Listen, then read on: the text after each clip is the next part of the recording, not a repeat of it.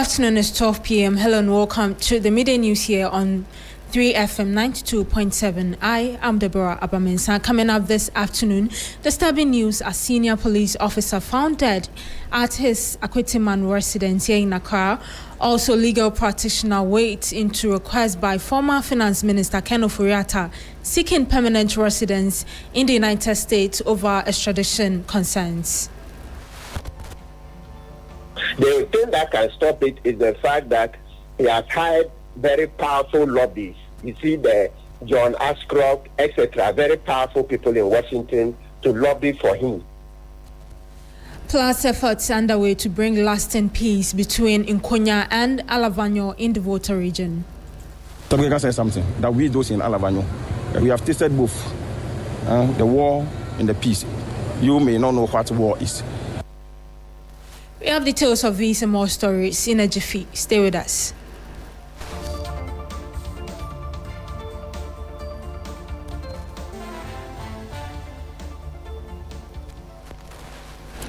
Let's now settle for the details.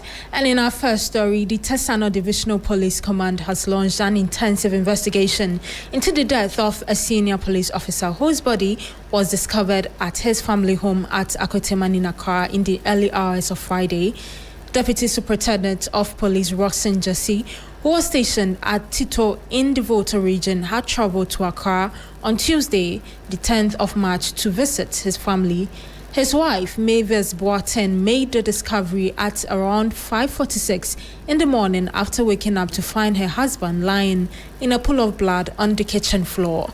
Officers who responded to the scene found DSP Jesse in a prostrate position with severe injuries on both cheeks. His service pistol was found placed on a kitchen stool beside the body. Preliminary investigations have uncovered what detectives describe as disturbing digital evidence.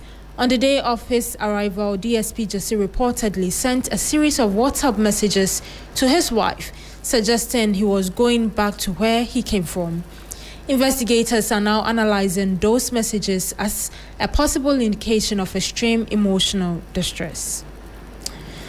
And away from that, private legal practitioner Martin Pebu says the application by former Finance Minister Ken Ofori-Atta to have permanent residence in the United States cannot stop his extradition. Mr. Pebu believes the only thing that could stop his extradition process would be the top lawyers he has hired to fight his immigration and extradition cases. Mr. Ofori-Atta is currently being held at an Immigration and Customs Enforcement ICE detention facility in Virginia after he was arrested in January by U.S. immigration officials for overstaying his visa. His lawyer, Inayat Kasimi, told U.S.-based news website Semaphore that former finance minister was pursuing what he described as a pathway to residency in the United States rather than returning to Ghana, where fears he would not receive a fair trial. This is not a new development. As far as I'm concerned, I mentioned this some months ago that we were told, I had heard that he was pursuing an application for permanent residence. So that application was pending even at the time he was arrested. So it tells you that application per se cannot stop his extradition. He put in the application somewhere around, but sometime last year, yes, very much, because that was a few months later. Then I heard it, we discussed it on TV3, other media also discussed it, and it was confirmed by his lawyers in one of the letters some months later. So it's always been a case that he's been pursuing this path to residency, but he was arrested. So that should tell you that the application cannot stop the extradition. It cannot at all. The thing that can stop it is the fact that he has hired very powerful lobbies. You see the John Ashcroft, etc., very powerful people in Washington to lobby for him. That is where the real problem is. That was private legal practitioner Martin Pebu. Let's do more stories with Galamsey affecting Ghana's water and soil to traders selling adulterated food is alarming. The growing use of chemicals in foods has sparked fear and outrage, from fruits forced to ripen unnaturally to vegetables polished with toxic substances. Experts warn these practices are silently harming our bodies. Disturbing videos of traders selling adulterated foods have flooded social media, raising questions about the failure of authorities to protect consumers. Fruits sprayed with coloring to deceive buyers, and fish preserved with formalin, a chemical meant for embalming the dead, end up on dinner tables. Reports of beans mixed with cement, plantain chips fried in plastic, and paracetamol used to soften beans paint a chilling picture of what we eat. At Medina Market, traders insist they use safe traditional methods, claiming they eat from the same food they sell. The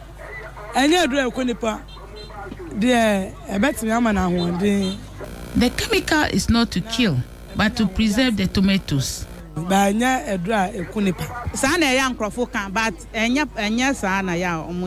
I've been hearing about it. When you use chemicals on the fish, it tears it apart, but I only use salt. They use chemical, that's for sea, but river fish we don't use chemical. When they pour the chemical on the water, it will call the fish so that they'll get more. That's sea, but river there, we don't use that chemical to catch it.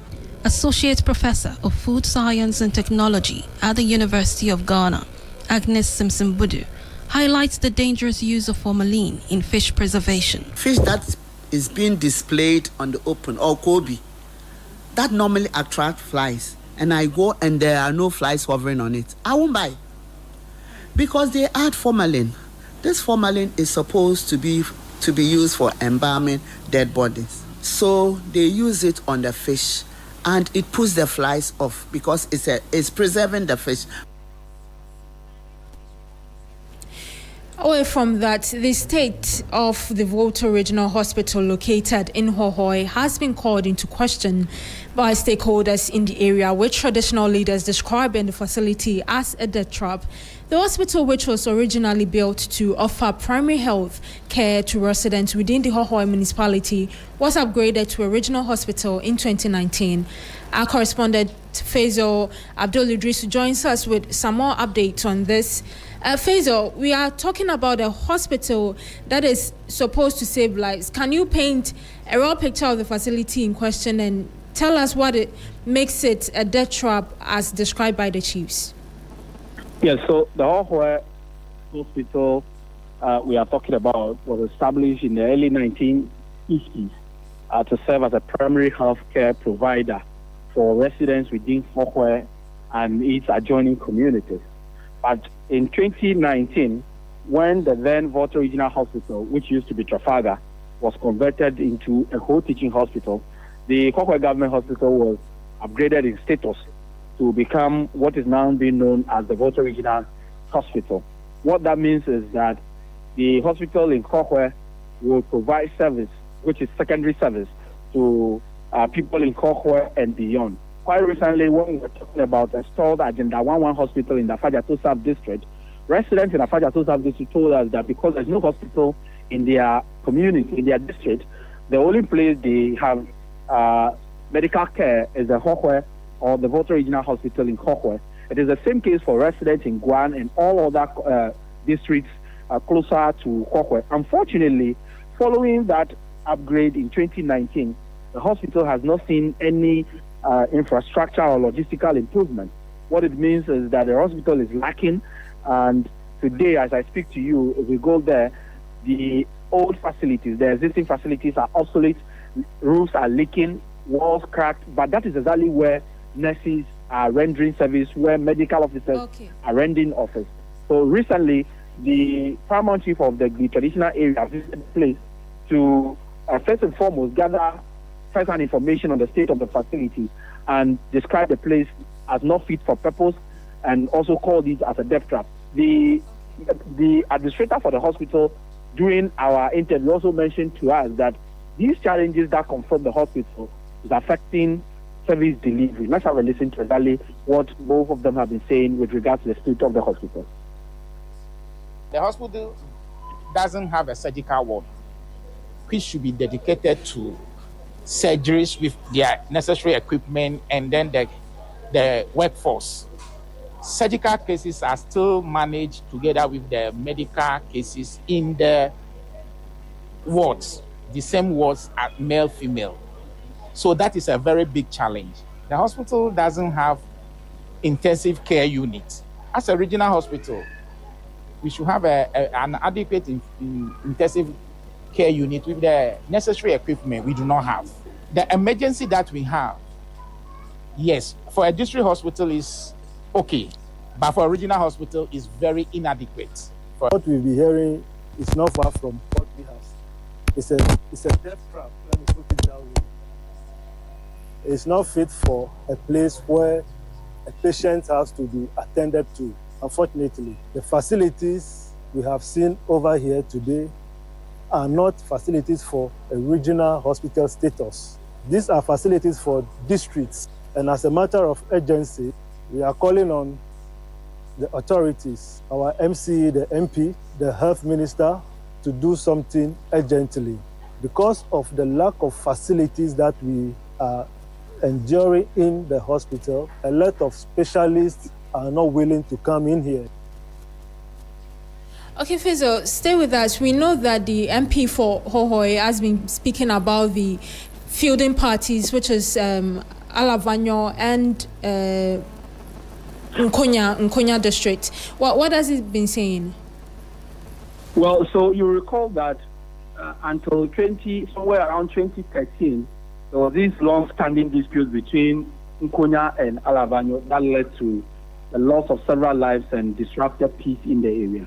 In 2013, the fielding parties signed a peace agreement declaring that they will not use conflict to resolve their differences, and that has to do with a land dispute. Between that period and now, CAM has returned to the area, and we haven't really heard of any shooting incident or conflict lately. What the MP is saying is that there are several efforts to sustain this peace they currently enjoy in the area, and they are working together with stakeholders in Nkonya as well to ensure that the peace they enjoy currently lasts forever.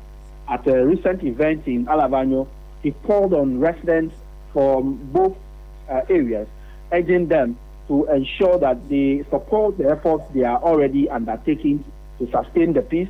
He hinted also that the road between Alavanyo and Nkonya, which had been abandoned due to the conflict, is due for construction, and the road minister is working to ensure that it is constructed to link the two communities, and so movement across the two communities can resume.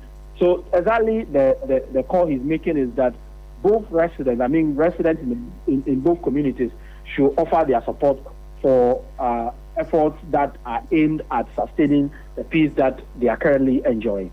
Let's have a listen to what he said. Tabeka said something that we those in Alavanyo, we have tasted both the war and the peace. You may not know what war is. You may not know when. You haven't heard the sound of a gun before, maybe on TV or on the screen that you might have heard or seen it. We have felt it. We have seen bullets in Alavanyo. So the peace we are enjoying, we are safeguarding it with our brothers and sisters in Nkonya. That's why some steps have been taken, not just by the way of map. For the first time, the Togbegan of Alavanyo and then the Togbegan of Nkonya have met in Accra. And the broad discussion we had on that day. That was MP for Hohoe, Thomas Wolanyo Chepo, and on the line was our Boto region correspondent. Now, away from that, medical experts have warned that individuals with a history of COVID-19 infection face a heightened risk of developing chronic kidney disease. 3FM's Abraham Mensah reports doctors are making a renewed call for observation and early diagnosis in people who were once infected with the viral disease.